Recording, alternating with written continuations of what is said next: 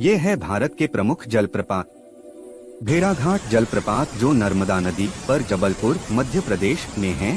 संगमरमर की चट्टानों के बीच से गिरता यह झरना धुएं जैसा दृश्य बनाता है। ये है केन घाटी जलप्रपात, जो पन्ना मध्य प्रदेश में है। केन नदी पर स्थित यह प्रपात प्राकृतिक सुंदरता से भरपूर है। ये है हुंडरू जलप्रपात, स्वर्णरेखा नदी रांची पर है। लगभग 98 मीटर ऊंचा, झारखंड का सबसे प्रसिद्ध झरना है।